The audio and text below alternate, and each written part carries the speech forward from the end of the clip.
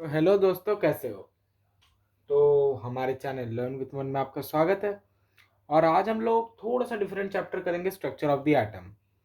देखो, structure of the atom में ज़्यादातर बच्चों को वैलेंसी भी समझ में आ जाता है, आइसो बार भी समझ में आ जाता है, आइसोटोप भी समझ में आ जाता है, और आपका कंबाइनिंग कैपेसिटी जो कि वैलेंसी भी समझ में आ जाता है। पर ये डिस्कवरी आप लोगों का मार्क्स लेके चले जाता है। तो मैंने पहले तो लिख दिया है कि क्या क्या डिस्कवरी किन किन लोगों ने किया है, और आज मैं इन डिस्कवरी को बहुत ही अच्छे तरीके से और बहुत ही शॉर्ट में समझाने वाला हूँ। तो पहले आप ये ज़रूर नोट कर लीजिए कि कौन कौन सा डिस्कवरी किस किस सब एटॉमिक पार्टिकल का क्या क्या डिस्कवरी किस किस ने किया है। तो पहला आता है आपके इलेक्ट्रॉन का डिस्कवरी। इलेक्ट्रॉन का डिस्कवरी आपका किए हैं हमारे जे जे थॉमसन सर ने, हमारे जे जे थॉमसन सर ने। फिर आता है आपके प्रोटॉन का सर्जरी पी प्लस का, जो कि हमारे एर्नेस्ट रुथरफोर्ड सर ने किया है, जो कि हमारे एर्नेस्ट रुथरफोर्ड सर ने किया है। फिर आता है हम लोग के न्यूक्लियस, न्यूक्लियस का। फिर हम लोग का न्यूक्लियस वापस से हमारे एर्नेस्ट रुथरफोर्ड सर ने किया है। तो हम लोग को क्या पता चल रहा है, हम लोग को याद रखने का सही तरीका पता है क्या है? एर्नेस्ट रुथरफोर्ड सर ने हमारे दो दो चीजों का इन्वेंशन किया है। इन्वेंशन नहीं बोलेंगे, डिस्कवरी बोलेंगे, ठीक? इन्वेंशन नहीं बोलेंगे, डिस्कवरी बोलेंगे। हमारे प्रोटॉन और न्यूक्लियस का डिस्कवरी हमारे एर्नेस्ट रुथरफोर्ड सर ने किया है। और एट द एंड न्यूट्रॉन का, जो कि हमारे जेम्स चैडविक सर ने किया है। इनके बारे में ज़्यादा हम लोग का इंफॉर्मेशन नहीं दिया हुआ है, और हम लोग का मेन इंफॉर्मेशन जे जे थॉमसन सर और हमारे रुथरफोर्ड सर के बारे में दिया हुआ है, और बोहर सर के बारे में भी दिया हुआ है, जिनके बारे में मैं आपको बताऊंगा। तो ठीक है, आपने, मैं आशा करता हूँ, नोट कर लिया होगा। मैं मिटा दूंगा अब इसको, ठीक है? मैं अब इसको मिटा देता हूँ। अच्छा, मैं बोर्ड को एक बार के लिए सही कर भी लेता हूँ, है ना? बोर्ड को एक बार के लिए मैं सही कर लेता हूँ। तो आपका चालू करते हैं। पहले आता है आपका थॉमसन का मॉडल, थॉमसन का मॉडल, ठीक है? रुक जाओ, हाँ ठीक है। पहले आता है हम लोग का थॉमसन का मॉडल। थॉमसन, पहले मैं एनसीईआरटी का बुक मैंने कोने में लेके रखा है, मैं उसको पढ़ रहा हूँ, आप उसमें से मैचिंग करते रहिएगा। मैं आशा करता हूँ आपने एनसीईआरटी का बुक लेके रखा होगा अपने कोने में। तो ठीक है, और अगर नहीं लेके रखा है तो रख लो यार, आपके लिए भी इजी होगा। Thomson proposed the model of an atom to be similar to that of a Christmas pudding. The electrons in a sphere of a positive charge were like currants, means dry fruits, in a spherical Christmas pudding. We can also think of a watermelon.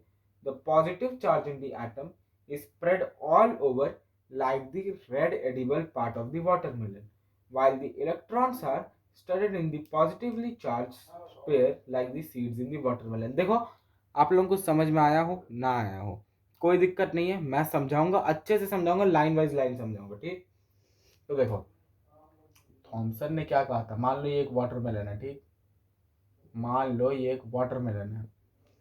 तो Thompson sir के हिसाब से क्या था, हम लोग के watermelon में एक red red red red part का रहता है ऊपर में, ठीक? ठीक, रेड रेड रेड रेड आप खाते उसको रहता है ना, और उसमें से बीच रहता है, कुछ कुछ बीच रहता है, आप लोग देखे हैं, है ना? तो उन्होंने क्या कहा था, उन्होंने क्या कहा था कि ये जो आपका ये एक पॉजिटिव स्पेयर है, ठीक है, जहां पे आपका रेड पार्ट है वाटरमेलन का। उन्होंने वाटरमेलन का एक एग्जांपल लिया था, ठीक है, इसलिए मैं भी वाटरमेलन के एग्जांपल से आपको समझा रहा हूँ। ये जो रेड पार्ट है ये आपका पॉजिटिव स्पेयर है पूरा, ठीक? और ये जो आपका जो बीच है, ये सब आपका नेगेटिव है, नेगेटिव है।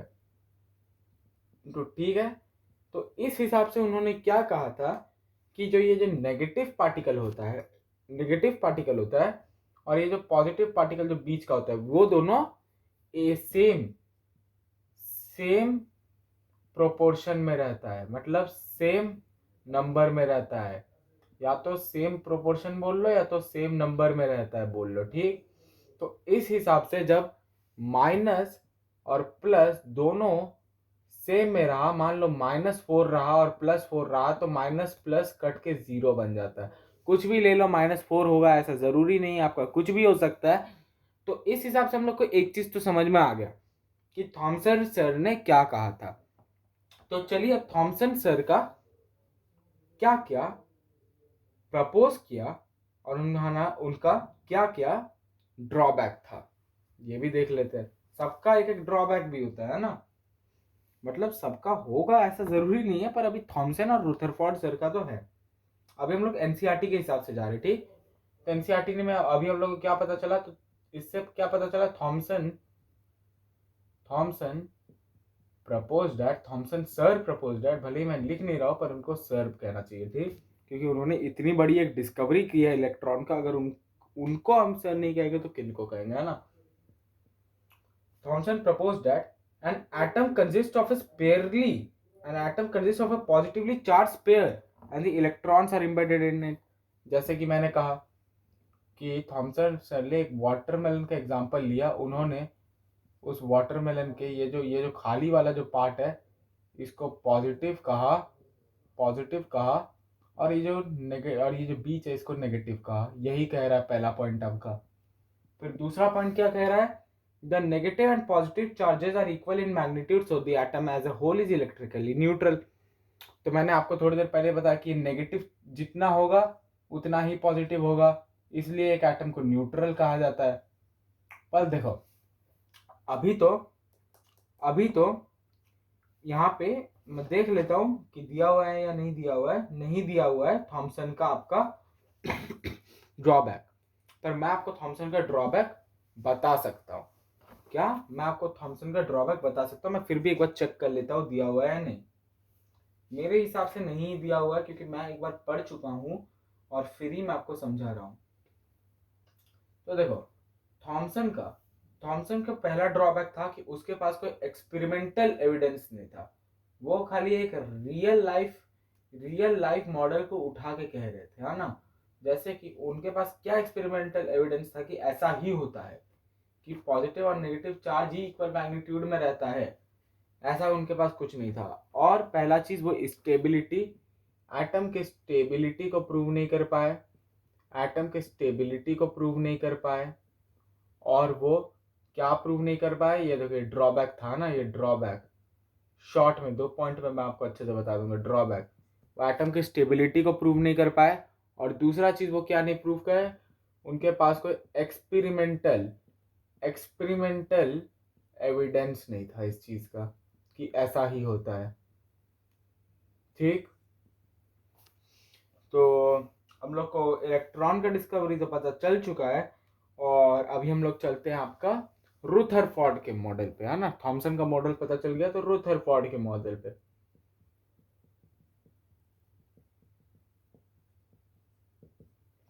देखो। अभी मैं पहले वापस से पढ़ूंगा फिर ही मैं आपको समझाऊंगा। एर्नेस्ट रुथरफोर्ड मतलब Ernest Rutherford sir was interested in knowing how the electrons are arranged within an atom। उनको इंटरेस्ट था इस चीज का कि एटम कैसे एक मतलब इलेक्ट्रॉन कैसे एक एटम के अंदर अरेंज हुए रहते हैं। Rutherford designed an experiment for this, उन्होंने एक एक्सपेरिमेंट किया। In this experiment fast moving alpha particles were made to fall on a thin gold foil. Alpha particle बहुत लोगों को नहीं पता होगा, बहुत लोगों को, जिन लोगों को अल्फा पार्टिकल नहीं पता है क्या होता है, उनके लिए होता है हीलियम का 2+, He2+ का पार्टिकल, ठीक, He2+। He selected a gold foil because he wanted as thin a layer as possible। This gold foil was about 1000 atoms thick। उन्होंने गोल्ड फॉइल इसलिए लिया क्योंकि उनको एक एज मतलब जितना भी थिन लेयर हो सकता उतना ज्यादा थिन लेयर चाहिए था, और ये थिन लेयर कम से कम 1000 एटम थिक था। Alpha particles are doubly charged helium particles, हाँ ना, ये तो मैंने आपको कह ही दिया। It was expected that alpha particles would be deflected by the subatomic particles in the gold atom. उनको ऐसा लग रहा था कि ये लोग डिफ्लेक्ट हो जाएंगे। Since the alpha particles are much heavier than protons, he did not expect to see large deflection. क्योंकि अल्फा पार्टिकल प्रोटॉन से ज्यादा हेवियर था तो उनको ज्यादा डिफ्लेक्शन नहीं शो किया। पर ये जो अल्फा पार्टिकल, ये तो ये लोग सोच रहे थे, पर ये जो अल्फा पार्टिकल का जो एक्सपेरिमेंट था, ये जो अल्फा पार्टिकल का जो एक्सपेरिमेंट था, ये टोटली अलग ही दिया। देखो मैं आपको ड्राइंग बना के दिखाता हूँ उसका, है ना। ये आपका कुछ गोल्ड फॉइल का आपका था, गोल्ड का एटम था, मान लो गोल्ड का एटम, गोल्ड का एटम, गोल्ड का एटम। देखो ड्राइंग उतनी अच्छी नहीं बनी है, फिर भी कोई दिक्कत नहीं, समझा दूंगा मैं अच्छे से। देखो पहला क्या है, most of the fast moving alpha particles pass straight through the gold foil. ज्यादातर अल्फा पार्टिकल स्ट्रेट पास हो गए, ठीक है, He2+, He2+, ज्यादातर स्ट्रेट पास हो गए। इससे हम लोग को क्या पता चलता है कि एटम के अंदर में ज्यादातर स्पेस खाली रहता है। एटम के अंदर में inside atom most space is empty. और इसके बाद कहा गया some of the alpha particles were deflected by the foil by small angles. तो ये देखो, इससे हम लोग को क्या पता चल रहा है कि डिफ्लेक्ट नहीं हो रहा है, ये भी पॉजिटिव है He2+। तो अंदर में मान लो ये एक अल्फा पार्टिकल जा रहा है और ये वापस से डिफ्लेक्ट हो गया इस एंगल से, है ना। मान लो ये एक अल्फा पार्टिकल है और ये डिफ्लेक्ट हो गया, मतलब यहाँ पे कुछ तो है ऐसा पॉजिटिव, कुछ तो है ऐसा पॉजिटिव, और इस पॉजिटिव को कहा गया था आपका प्रोटॉन। ठीक, इस पॉजिटिव चार्ज सेंटर को आपको कहा गया था प्रोटॉन। मतलब प्रोटॉन नहीं कहा गया था एक्चुअल में, इसको न्यूक्लियस कहा गया था, बट उन्होंने ऐसा प्रोटॉन उसके अंदर होता है इसको निकाला था। ठीक, और फिर surprisingly 1 out of every 12,000 particles appear to be rebound. तो देखो इसका पता है क्या मतलब है, इसका पता है क्या मतलब है कि बहुत ही small fraction of alpha particles 180 degree 180 degree मान लो ये ऐसे गया और वापस उसी पाथ में आ गया, ऐसे गया और उसी पाथ में आ गया। ठीक, 180 डिग्री से रिफ्लेक्ट हुआ है। क्यों? कि ताकि मतलब ऑल दी पॉजिटिवली चार्ज, मतलब जितना भी पॉजिटिवली चार्ज है और जितना भी मास है वो एक गोल्ड एटम के एक वेरी स्मॉल वॉल्यूम, एक छोटे से जगह और एक बहुत ही छोटा वॉल्यूम में कॉन्सेंट्रेट हुआ है, पर वो बहुत ज्यादा डीप है। तो इसी को कहा गया था न्यूक्लियस, और न्यूक्लियस के अंदर आपको मिल गया था प्रोटॉन। ठीक, क्योंकि वो क्या बोलते हैं, डिफ्लेक्ट हो जा रहा था, डिफ्लेक्ट हो जा रहा था ना। और इसके बाद आपका कहा गया कि देखो मैं आपको न्यूट्रॉन का डिस्कवरी के बारे में ज्यादा नहीं बोलूंगा, बल्कि मेरे को पता है फिर भी मैं नहीं बोलूंगा। इसका मेन कारण ये है कि आपके एनसीईआरटी बुक में नहीं दिया हुआ है। आपके एनसीईआरटी बुक में खाली ये दिया कि आपका जेम्स चैडविक ने 1932 में न्यूट्रॉन की डिस्कवरी को किया था। अब रुथरफोर्ड के मॉडल में बहुत सारे ड्रॉबैक भी थे। ड्रॉबैक देखो ये आपका दिया हुआ है, इसलिए आपको इसको अच्छे से पढ़ना पड़ेगा। Drawback of Rutherford model. तो रुथरफोर्ड मॉडल का क्या ड्रॉबैक था कि देखो उसके हिसाब से, उनके हिसाब से कि एक पॉजिटिवली चार्ज सेंटर है एक एटम में जिसको न्यूक्लियस कहा जाता है, एक पॉजिटिवली चार्ज सेंटर है जिनको उन्होंने न्यूक्लियस नाम दिया था एक एटम के अंदर। ठीक है, मान लो ये एक एटम है और इसके अंदर एक पॉजिटिवली चार्ज क्या बोलते हैं सेंटर है जिसको न्यूक्लियस कहा गया था, और सब मास उसी न्यूक्लियस में रहता है, इन्होंने ऐसा कहा था। फिर उन्होंने ऐसा कहा था कि ये लोग सर्कुलर पाथ में इलेक्ट्रॉन मूव करते हैं। मान लो ये एक इलेक्ट्रॉन, ये दो इलेक्ट्रॉन, एक पहले वाले शेल में तो दो ही जाता है, फिर आपका ये 1 2 3 4 8 चले जाएगा ना। तो इन्होंने ऐसा कहा था कि क्या बोलते हैं, रिवॉल्व हो रहे सर्कुलर पाथ में। और फिर size of the nucleus is very small as compare to the size of the atom, ये सच है। ठीक, अब ड्रॉबैक इसमें से आपका एक आ जाता है कि अगर अगर क्या बोलते हैं, अगर इलेक्ट्रॉन सर्कुलर पाथ में, अगर सर्कुलर पाथ में आपका रिवॉल्व हो रहे हैं, सर्कुलर पाथ में रिवॉल्व हो रहे हैं, ये देखो दो एटम गया और जितना भी आपका मतलब दो इलेक्ट्रॉन गया और जितना भी इलेक्ट्रॉन जाना था दिया, अगर ये लोग सर्कुलर पाथ में जा रहे हैं, ठीक है, सर्कुलर पाथ में रिवॉल्व हो रहे हैं, तो फिर इनका तो एक एनर्जी होगा, एनर्जी तो जाएगा ही ना भाई, एनर्जी तो लगेगा ही। तो जब इसका एनर्जी जाएगा तब तो इसको न्यूक्लियस में गिर जाना चाहिए इन सब इलेक्ट्रॉन को, पर ऐसा तो होता नहीं है। तो इस चीज को हम लोग का कंफर्म किए बोहर मॉडल ने, यही था एक मेन ड्रॉबैक। ठीक, यही बहुत बड़ा मेजर ड्रॉबैक था और यही एक ड्रॉबैक है। यही चीज को हम लोग के बोहर मॉडल ने कंफर्म किया। क्या कंफर्म किया उन्होंने कि देखो एक एटम के अंदर ये मान लो आपका न्यूक्लियस है और ये मान लो आपका एटम है। एक एटम के अंदर कुछ सर्टेन ऑर्बिट ही होता है, कुछ सर्टेन ऑर्बिट ही होता है जिसको डिस्क्रिट ऑर्बिट कहा जाता है। क्या ऑर्बिट कहा जाता है? Discrete orbit. डिस्क्रिट ऑर्बिट जिसमें इलेक्ट्रॉन रिवॉल्व कर सकता है, जहां पे इलेक्ट्रॉन आपका रिवॉल्व कर सकता है। तो ये डिस्क्रीट ऑर्बिट में इलेक्ट्रॉन रिवॉल्व करता होगा, है ना। और फिर इन डिस्क्रीट ऑर्बिट में जब इलेक्ट्रॉन रिवॉल्व करता था तब वो लोग कोई भी एनर्जी को रेडिएट नहीं करता था। Radiate energy they don't radiate energy in discrete orbit। समझे? यही था आपका आज का सब सब मॉडल। सब मॉडल मैंने करा दिया है सिर्फ 15 मिनट में। तो इसी बात के लिए एक सब्सक्राइब जरूर से ठोक दीजिएगा। तो ठीक है, किसी और नए वीडियो में किसी और नए टॉपिक के साथ मिलते हैं, और मैं आशा करता हूँ कि आपको समझ में आया होगा। तो ठीक है, चलिए बाय। किसी और नए वीडियो में किसी और नए टॉपिक के साथ मिलते हैं। चलिए बाय।